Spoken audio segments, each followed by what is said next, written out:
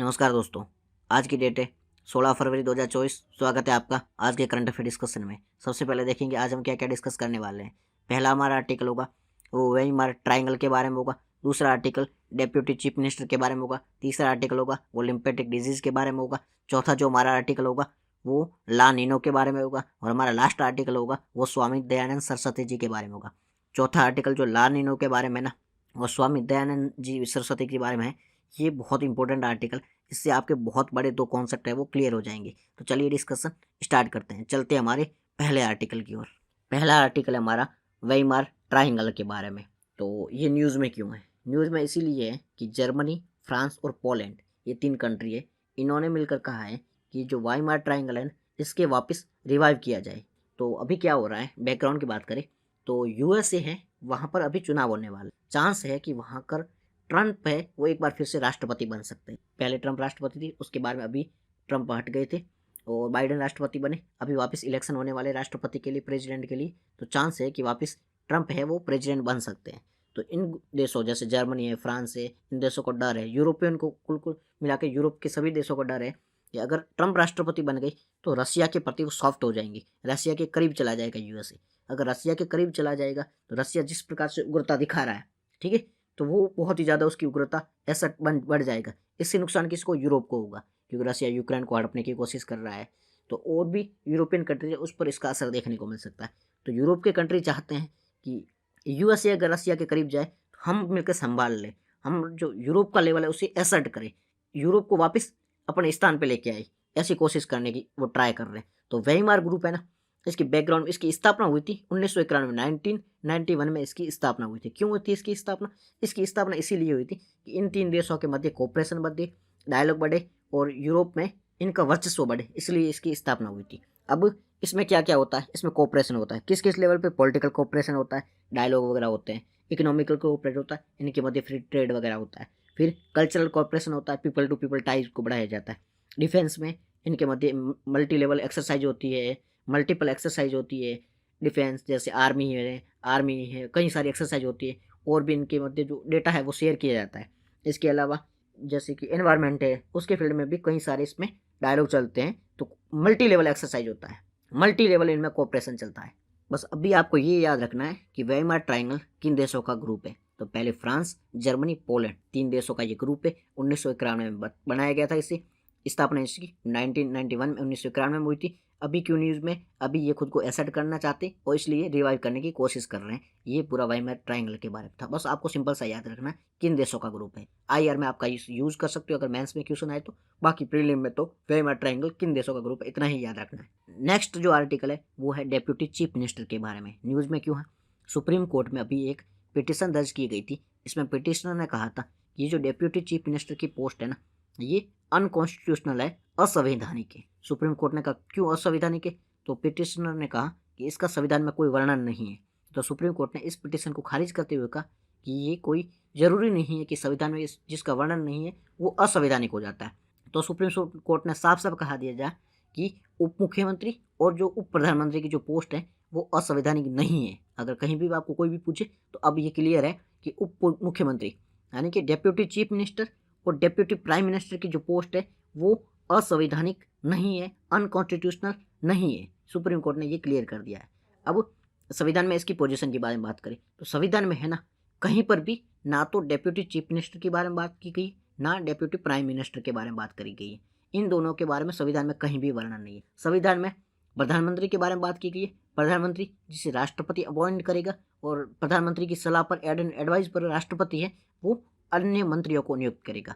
Same to same article 164A यानी 164(1) में कहा गया है कि ये गवर्नर है वो चीफ मिनिस्टर को एडवाइस अपॉइंट करेगा और चीफ मिनिस्टर की एडवाइस पर मंत्रियों को अपॉइंट करेगा। ये पूरा संविधान में क्लियरली लिखा गया है। इसके बाद में इन दोनों के बारे में, डेप्यूटी चीफ मिनिस्टर और डेप्यूटी प्राइम मिनिस्टर के बारे में संविधान में कोई वर्णन नहीं है। ये ओनली पॉलिटिकल के लिए लगाया जाता है, क्योंकि बहुत सारी अगर पार्टियों ने मिलकर सरकार बनाई है, ठीक है, कोलिजन की सरकार है, तो सबको अपना अपना थोड़ा बहुत देना पड़ता है, इसलिए डेप्यूटी चीफ मिनिस्टर और डेप्यूटी प्राइम मिनिस्टर की पोस्ट को बनाया गया है। और थोड़ा बहुत ये भी हो सकता है कि लॉ एंड ऑर्डर, जैसे बहुत बड़ा राज्य है, यूपी जैसा बड़ा राज्य है, तो वहाँ पर अकेला जो मुख्यमंत्री है वो संभाल नहीं सकता, इसलिए इस प्रकार के पोस्ट क्रिएट की ताकि जो लॉ एंड ऑर्डर की सिचुएशन है वो अच्छे से संभाल पाए, व्यवस्था है, प्रशासन है, वो अच्छे से संभाल पाए, इसलिए डेप्यूटी चीफ मिनिस्टर की पोस्ट है वो बनाई गई है। अब है इसकी पोस्ट है वो जो कैबिनेट मिनिस्टर होते हैं उसके समान ही है, इनको जो पैसे मिलते हैं, पे है, ठीक है, वो कैबिनेट मिनिस्टर को जो भी मिलते हैं सेम टू सेम इनको भी मिलते हैं, इससे ना तो बड़े ना छोटे, इनके इक्वल ही है।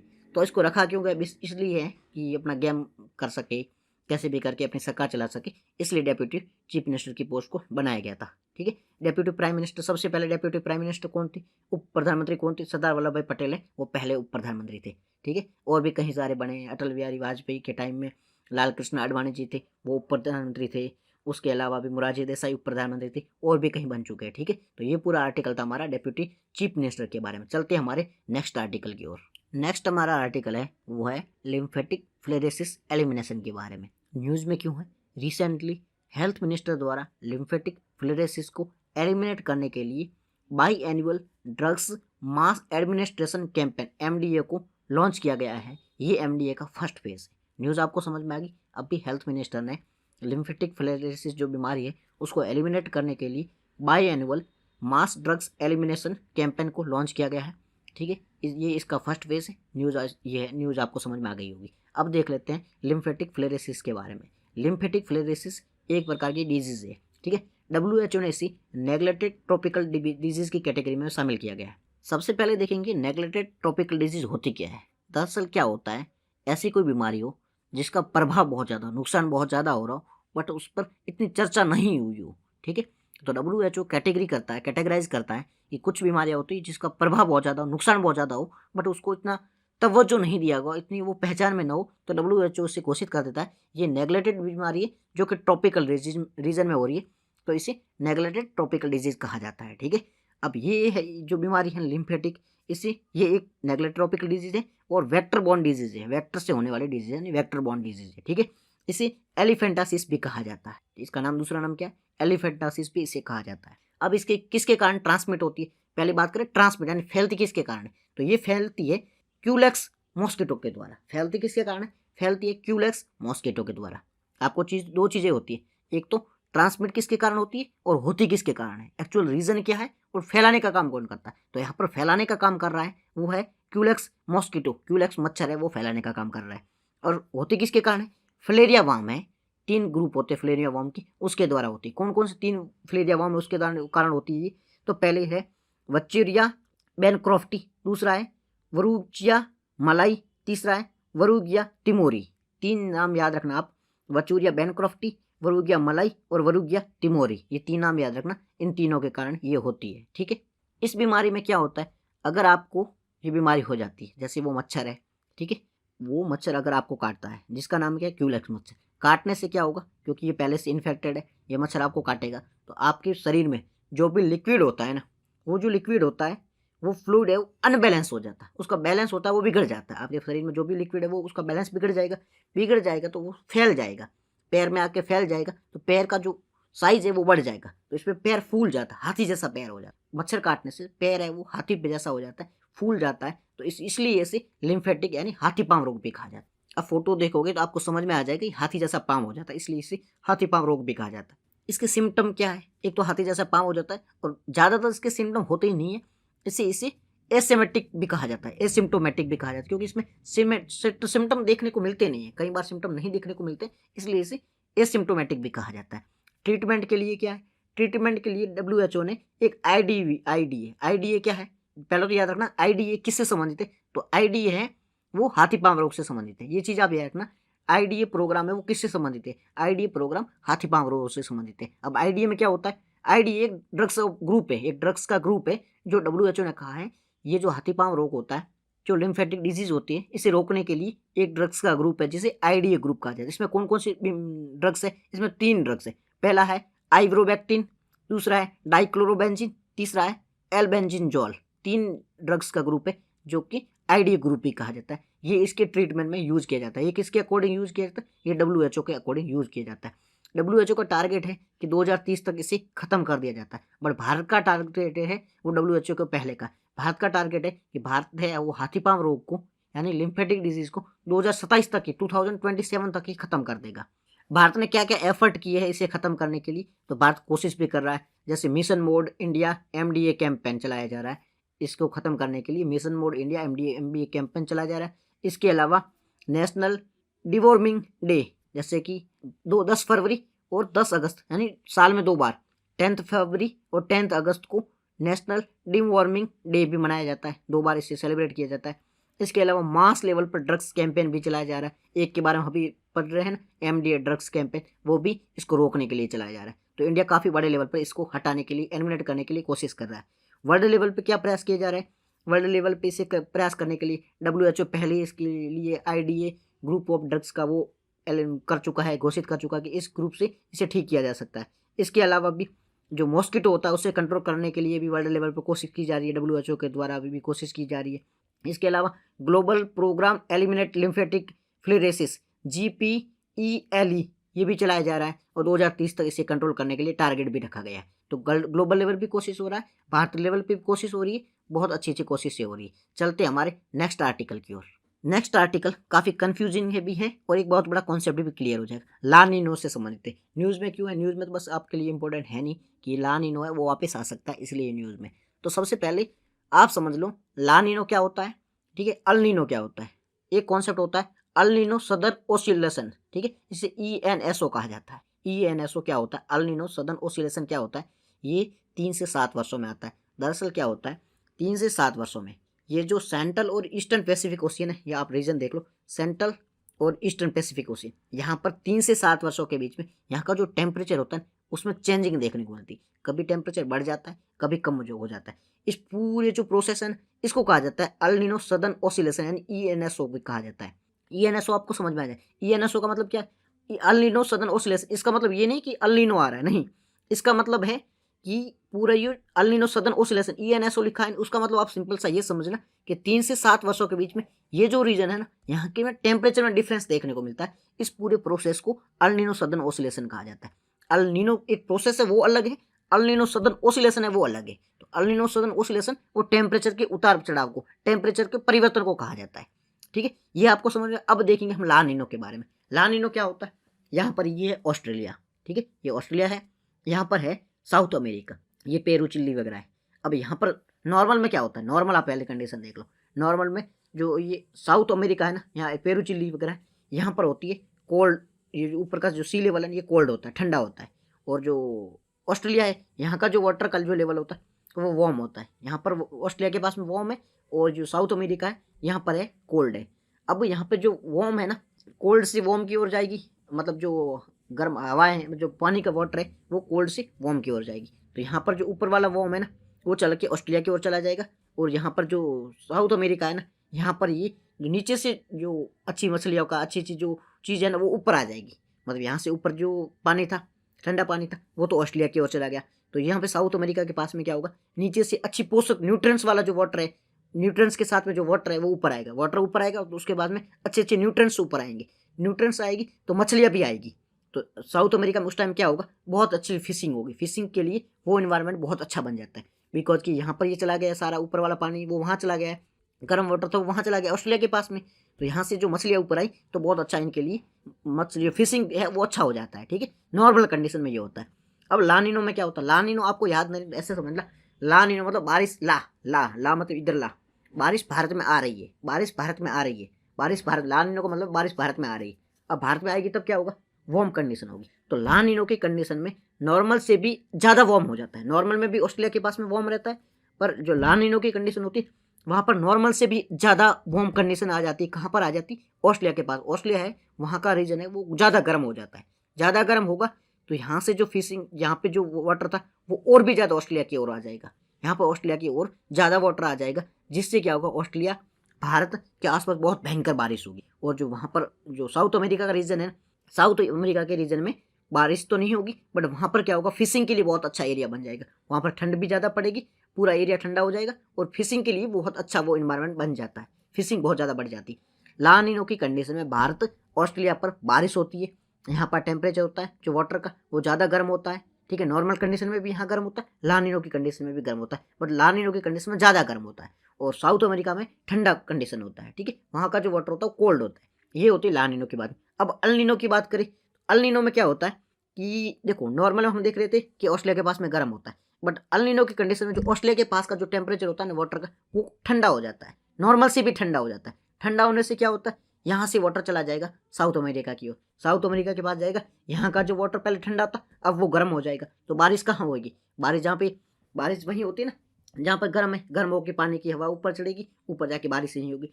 तो एल नीनो में साउथ अमेरिका पर बारिश होगी, ऑस्ट्रेलिया भारत है वो सूखा पड़ जाएगा, यहाँ पर बारिश नहीं होगी। ला नीनो मतलब हमारे यहाँ पे बारिश हो रही है, ऑस्ट्रेलिया में बारिश हो रही है। अल नीनो हमारे यहाँ पे बारिश नहीं हो रही, ऑस्ट्रेलिया में बारिश नहीं हो रही, साउथ अमेरिका में बारिश हो रही। साउथ अमेरिका में जो फिशिंग होती वो अब नहीं होगी क्योंकि यहाँ पे बारिश हो रही।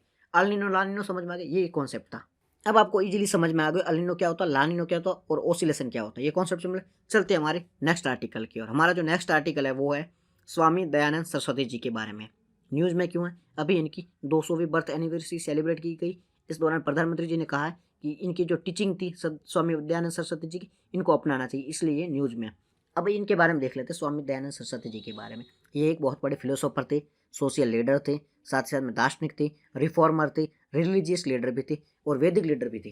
ठीक है, इन्होंने वैदिक क्षेत्र में बहुत अच्छा काम किया। ये था स्वामी दयानंद सरस्वती। अब इनको maker of Indian modern India भी कहा जाता है, मेकर ऑफ मॉडर्न इंडिया भी कहा जाता है। किसने इनको मेकर ऑफ मॉडर्न इंडिया कहा था, तो सर्वपल्ली राधाकृष्ण जी है ना, जो डॉक्टर सर्वपल्ली राधाकृष्ण जी है ना, इन्होंने स्वामी दयानंद सरस्वती जी को मेकर ऑफ मॉडर्न इंडिया भी कहा था। मेकर ऑफ मॉडर्न इंडिया किसने कहा था, डॉक्टर सर्वपल्ली राधाकृष्ण ने इन्हें मेकर ऑफ मॉडर्न इंडिया कहा था। इन्होंने बैक टू वेदास की ओर कहा था, वेदों की ओर लौटो जो नारा दिया था इन्होंने आर्य समाज की स्थापना की थी 1875 में, 1875 में इन्होंने आर्य समाज की स्थापना की थी, तो इसलिए इनको आर्य समाज का फाउंडर भी कहा जाता है। वैदिक धर्म में रिफॉर्म के लिए इन्होंने अच्छा काम किया था। और आर्य समाज की पहली यूनिट है जिसकी कहाँ खोली गई थी, मुंबई में खोली गई थी। आर्य समाज की पहली यूनिट मुंबई की खोली गई थी। उसके बाद में इसका हेडक्वार्टर चेंज करके लाहौर में कर दिया गया। पहले मुंबई में खोला था, बाद में हेडक्वार्टर को चेंज करके लाहौर में खोल दिया गया। इन्होंने कंजर्वेशन के लिए जो कन्वर्जेशन हो रहा था, हिंदू से मुस्लिम बनना, हिंदू से ईसाई बनना, उनको रोकने का कोशिश किया। और इन्होंने ये भी कहा था शुद्धि का कॉन्सेप्ट चलाया। शुद्धि के कॉन्सेप्ट में क्या होता है कि जो हिंदू है वो कन्वर्ट होकर मुस्लिम बन चुके, जो ईसाई बन चुके वो वापस हिंदू बन जाओ, इसलिए शुद्धिकरण का इन्होंने कॉन्सेप्ट दिया था। ठीक है, और वापस हिंदू आओ, वेदों के लौटो की कॉन्सेप्ट दिया था। इन्होंने स्वराज की बात की, 1876 में इन्होंने स्वराज की बात की थी। और इन्होंने क्लासलेस सोसाइटी की बात करी थी कि सोसाइटी में कास्ट नहीं होनी चाहिए, क्लास नहीं होनी चाहिए, सब इक्वल है। ठीक है, विमेन को आगे बढ़ाने की इन्होंने बात करी थी। और इन्होंने दयानंद एंग्लो वैदिक स्कूल यानी डीवीए स्कूल की स्थापना करने की को बनाया था, बहुत बड़ा योगदान दिया था डीवीए स्कूल में।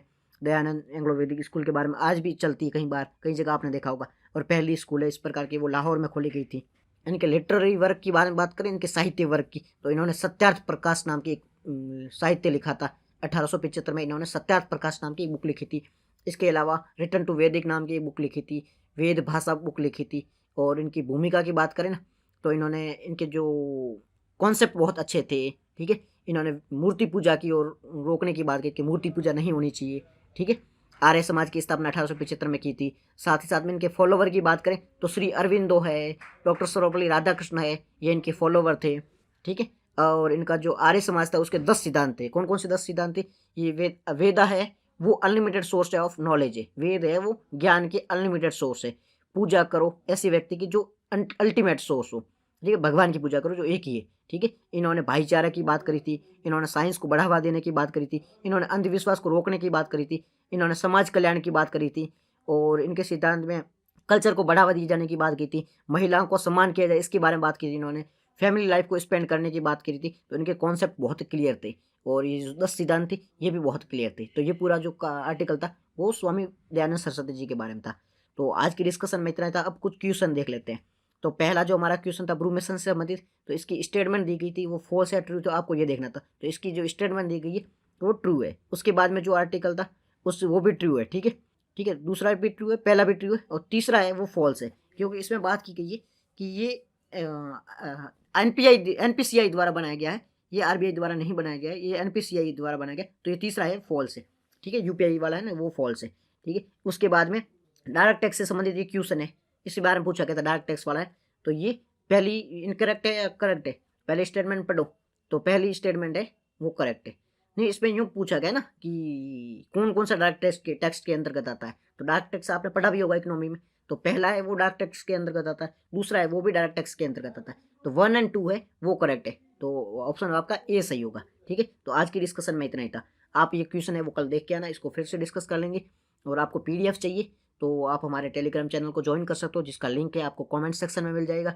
Thank you very much for discuss.